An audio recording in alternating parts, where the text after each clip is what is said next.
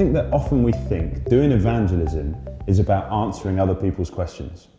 But you know what, if your experience is anything like mine, most people don't seem that bothered to ask questions in the first place. So I think we need to get proactive and get on the front foot.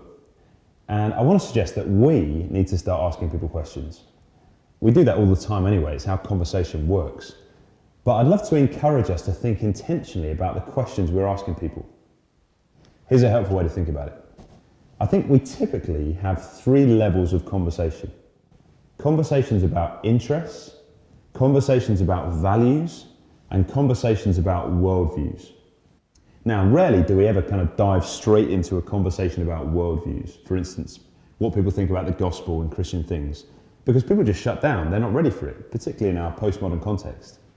Sometimes we might launch into a values conversation, but again, not very often. Normally we just begin with interests. You know, how's it going? Do you have a good weekend? We ask that to a dozen people every Monday morning. But rather than staying in first gear, talking about interests and then kind of waiting for this window to materialize where we can crunch straight into fifth and talk about Jesus being the only way to salvation, I want to suggest we actually are a bit more strategic in our questioning as a means to open up gospel conversations. In that regard, the key question in your toolkit is why, or what do you mean?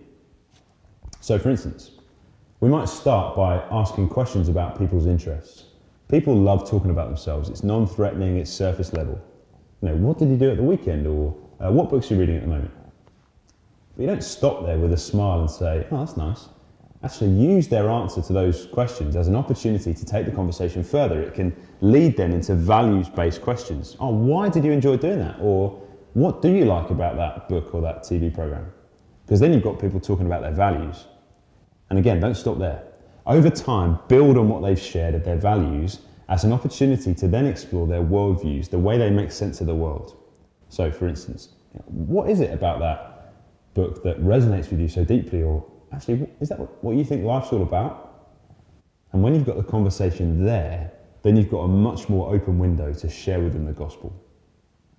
You see, it's not rocket science, it's just asking questions like why and what. But it's intentionally doing that to begin to steer the conversation into deeper waters. Now, this typically doesn't all happen in 5 minutes while waiting for the bus.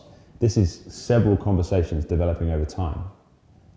One helpful way of thinking about it is coffee, dinner, gospel. It's what Sam Chan talks about in this excellent book, Evangelism in a Skeptical World. And first he says, meet up with friends for a coffee, chat about interests. The bar's low, it's relaxed, it's straightforward. After doing that a couple of times, maybe invite them for dinner. Dinner's different from coffee, isn't it? It takes a couple of hours, it's more private, there's the opportunity for deeper conversations about values and worldviews, and over time then a chance to maybe share the gospel. So coffee, dinner, gospel, putting stones in people's shoes by asking questions. And so pray for opportunities for conversations to develop through those layers, that ground might be prepared for gospel seeds to be planted and bear fruit.